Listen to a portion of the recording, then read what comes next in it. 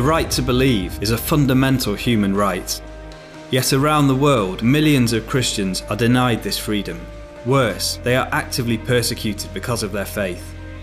Every year, Open Doors publishes the World Watch List to wake up the world to the 50 countries where Christians face the most extreme persecution. And here are the top 5 countries on the list. The most dangerous places in the world to be a Christian. Number 5. Pakistan. Christians in Pakistan are facing unprecedented levels of violence.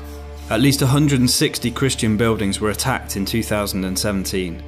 Over 700 Christian women and girls were forcibly married. Convert to Christianity from Islam and you bring shame upon your family. Speak up for your faith and you run the risk of being imprisoned for blasphemy. For most Christians in Pakistan, life is lived on the margins, ostracised, denied education, and restricted to the dirtiest, least regarded occupations. At number 4, Sudan. The government wants Sudan to be a fully Islamic country. Converting from Islam to another religion is punishable by death. The government has arrested or intimidated many Christian leaders. At least 20 churches have been closed, and if you protest, as some brave pastors have done, you are likely to find yourself arrested on trumped-up charges. In the conflict-torn Nuba Mountains, Christians have been indiscriminately targeted by government security forces. Number 3. Somalia.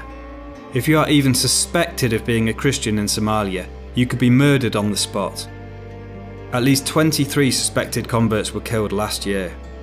Christians are not only targeted by violent Islamic militants, but also by their own families and communities, ashamed by what they see as a betrayal of family and clan.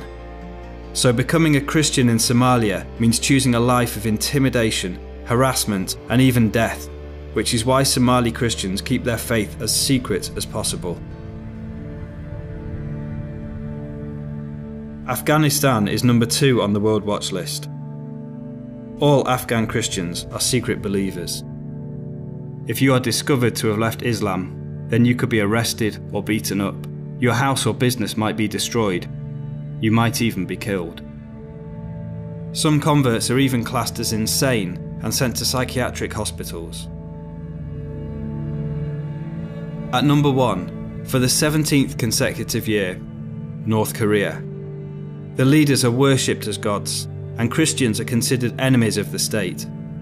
An estimated 50 to 70,000 Christians are imprisoned in brutal labour camps. So to follow Jesus here means risking everything. If you are fortunate enough to have a Bible, you must keep it hidden. You must hide your faith. Don't even tell your children in case they accidentally tell their teachers. And if you are discovered, then not only you, but your whole family will be sent to a labour camp. Around the world, persecution against Christians is becoming more extreme, but the church is growing. In the face of violence and cruelty, in situations of intolerable pressure and hostility, the persecuted church is not merely surviving, it is active and alive. This is our family, and they need our long-term support. For over 60 years, Open Doors has stood shoulder to shoulder with them. Our underground networks smuggle Bibles and literature, offer legal advice, train church leaders and other Christians, and provide vital practical support such as trauma care and emergency aid. In too many countries, Christians have to keep their faith secret. We don't. Will you share their struggle? Will you wake up the world to the reality of persecution? Because your prayers, your gifts, your voices are needed today more than ever before.